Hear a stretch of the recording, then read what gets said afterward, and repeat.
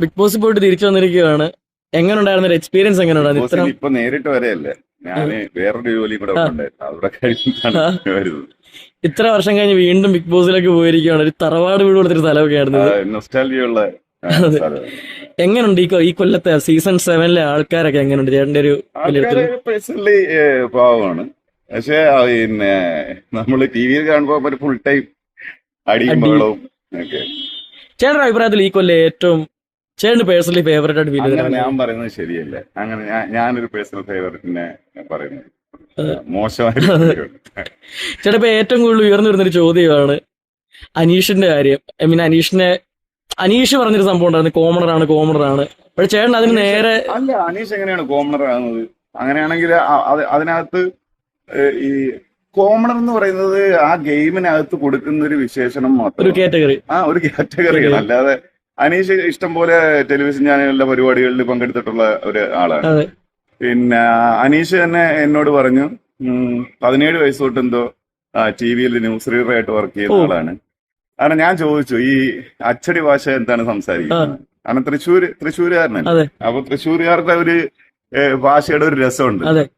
അത് ഒരു തൃശ്ശൂർക്കാരനെയൊന്നും കണ്ടില്ല. അപ്പൊ ഞാൻ ചോദിച്ചു, പിന്നെ നിങ്ങൾ ഇങ്ങനെ അച്ചടി ഭാഷ സംസാരിക്കുന്നത് എന്താണ്? അപ്പൊ പറഞ്ഞു ഞാൻ 17 വയസ്സ് തൊട്ട് ഇങ്ങനെ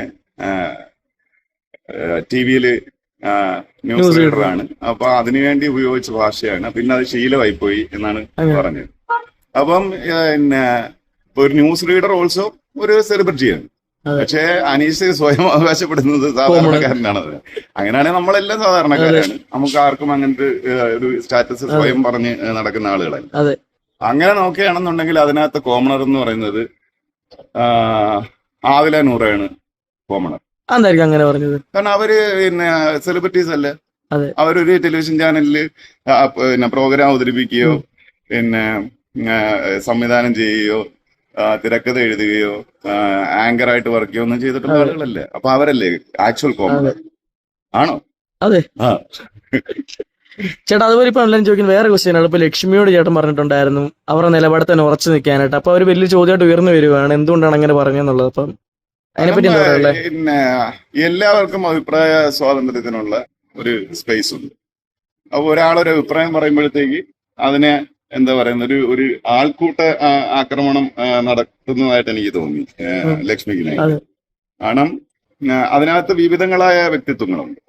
ഓരോ വ്യക്തികളും അവരവരുടെ അഭിപ്രായമല്ലേ പറയുള്ളൂ. അപ്പൊ ഒരാൾ പറയുന്ന അഭിപ്രായം മാത്രം ഭയങ്കര മോശം ആവില്ല. അപ്പൊ ഞാൻ പറഞ്ഞു അങ്ങനെ പ്രഷർ എടുക്കേണ്ട ആവശ്യമൊന്നുമില്ല. ലക്ഷ്മിയുടെ അഭിപ്രായം അതാണ് എന്നുണ്ടെങ്കിൽ ആ അഭിപ്രായത്തിൽ ഉറച്ചു നിൽക്കാൻ വേണ്ടി ലക്ഷ്മി ഞാനോട് സംസാരിച്ചു. ലക്ഷ്മി ഞാൻ ചോദിച്ചു എന്തെങ്കിലും റിഗ്രറ്റ് ഉണ്ടോ എന്ന് ചോദിച്ചു. എനിക്ക് റിഗ്രറ്റ് ഇല്ല എന്ന് പറഞ്ഞു. ഞാൻ പറഞ്ഞ ആ സ്റ്റേറ്റ്മെന്റ് അത് വളരെ ശക്തമായ നിലപാടല്ലേ. അതെ ചേട്ടാ. അതുപോലെ നോക്കുകയാണ് ഇപ്പൊ ആര്യനും നമ്മുടെ ഷാനവാസും ഒക്കെ കുറച്ച് അടികളും കാര്യങ്ങളൊക്കെ ഉണ്ടായിട്ടുണ്ടായിരുന്നു. ഇപ്പം വേറെ ക്വസ്റ്റ്യൻ ആണ്, ഇപ്പൊ എല്ലാവരും ബിഗ് ബോസിനെ പറ്റി ചോദിക്കുന്ന ക്വസ്റ്റ്യൻ ആണ്. ബാക്കിയെല്ലാത്ത റിയാക്ട് ചെയ്യുന്നു, പക്ഷെ ഈ ഒരു കാര്യത്തിൽ എന്തുകൊണ്ട് റിയാക്ട് ചെയ്തില്ലെന്നൊക്കെ ചോദിക്കുന്നു. ബിഗ് ബോസ് റിയാക്ട് ചെയ്യുന്നില്ല അല്ല അങ്ങനെ ഒരു സംഭവം ഒരു ക്വസ്റ്റ്യൻ റിയാക്ട് ഒക്കെ ചെയ്യുന്നുണ്ട്. കാര്യം പിന്നെ അതിനകത്ത് ഇപ്പൊ ഈ ഫിസിക്കൽ അസോൾട്ട് എന്ന് പറയുന്നത് ഇപ്പോ പിന്നെ നമ്മൾ എങ്ങനെ എടുക്കുന്നു എന്നുള്ളതനുസരിച്ചാണ്. കാരണം അവർക്ക് അതിനകത്ത് പ്രശ്നമില്ല. അപ്പൊ കിടന്നാ പറയുന്നുണ്ടെങ്കിൽ കുറച്ച് കഴിയുമ്പോൾ അതിന് മാറും. പിന്നെ അതിനകത്ത് എല്ലാവരും പിന്നെ എന്താ പറയുക ഭയങ്കര വാശിയിൽ ഇങ്ങനെ നിൽക്കുന്ന ആയിട്ടാണ്. പക്ഷെ വാശിക്ക് പകരം അതിനകത്ത് ചെറിയ ചെറിയ ഗ്രൂപ്പുകൾ ഉണ്ടായ ഭയങ്കര രസമായിരിക്കും എന്ന് എനിക്ക് തോന്നി. അപ്പൊ എനിക്ക് പറയാനുള്ള കാര്യത്തിൽ ഞാൻ പറഞ്ഞു.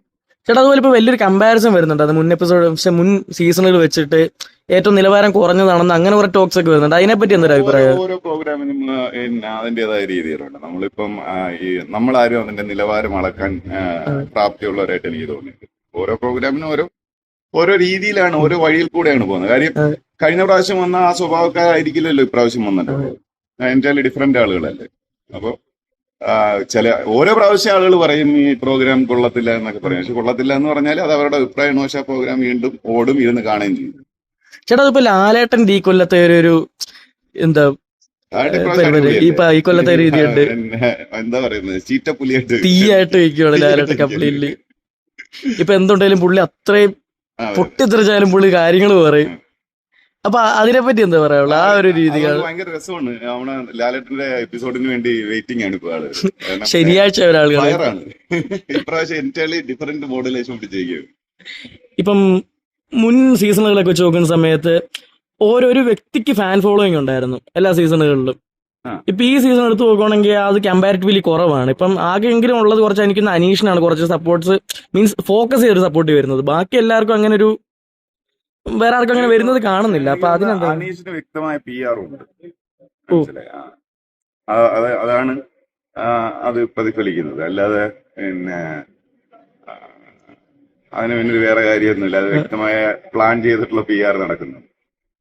ഈ കൊല്ലം ആരെങ്കിലും ലവ് ട്രാക്ക് പിടിക്കുന്നതിലൊക്കെ ഫീൽ ചെയ്തിട്ടുണ്ടായിരുന്നു അങ്ങനെ ഒരു ലവ് ട്രാക്ക് ഇവൻ ഉണ്ടായിരുന്നില്ലേ, ആര്യനും ഗിസയിലും. ഇതില്? അത് കണ്ടു. ഞാൻ പറഞ്ഞു അവൻ ഇൻഡിവിജ്വൽ ആയിട്ട് അവൻ തന്നെ സമ്മതിച്ചു. അവൻ പറഞ്ഞു ചേട്ടാ ഞാനൊരു 10% അവിടെ ആ. സപ്പോർട്ട് ചെയ്യുമായിരുന്നു. ഞാൻ പറഞ്ഞു നിനക്കായിരിക്കും 10%, വെളിയിൽ നിന്ന് കണ്ടവർക്ക് 90% അവിടെയും 10% നിനക്കുമായിരുന്നു. ചേട്ടാ അതുപോലെ ഈ കൊല്ലം നോക്കുവാണെങ്കിൽ ഇപ്പൊ ഏറ്റവും കൂടുതൽ തീയായിട്ട് നിന്നവരെ അല്ലെങ്കിൽ ഒരു സാധ്യത ഇല്ലാത്തവരെ എവിക്ട് ചെയ്തെന്നൊക്കെ ഒരു ടോക്സ് വരുന്നുണ്ടായിരുന്നു. എവിക്ഷനകത്തൊന്നും ഒന്നും ചെയ്യാൻ പറ്റില്ല. അത് വോട്ടിന്റെ അടിസ്ഥാനത്തിൽ മാത്രം അങ്ങനെ വരുന്നത് പോകുന്ന സാധനം. അല്ലാതെ ഗിസേല ആക്ച്വലി ഉഗ്രം പ്ലെയർ ആയിരുന്നു. കാര്യം പിന്നെ അവര് പ്രോപ്പറായിട്ട് അതിനകത്ത് എല്ലാത്തിനെയും ഇട്ട് വട്ടം ചുറ്റിച്ച് മാനിപ്പുലേറ്റ് ചെയ്ത് ഒരു അടിമയും പിടിച്ചിട്ട് പോയിക്കൊണ്ടിരുന്നത്. പക്ഷെ ആര് നല്ല പ്ലെയറാണ്, നല്ല കളിക്കുന്ന പയ്യാണ്. ചേട്ടൻ ഒരു കാഴ്ച വോട്ട് ചെയ്ത് പുറത്താക്കി കളഞ്ഞു, എന്ത് ചെയ്യാൻ പറ്റും? അതെ, അതുപോലെ കുറെ ആൾക്കാർ ഇതുപോലെ ഇങ്ങനെ പുറന്തള്ളുന്നുണ്ടായിരുന്നു അവര്. അത് വോട്ടിംഗ് പാറ്റേണിന്റെ ആണ്.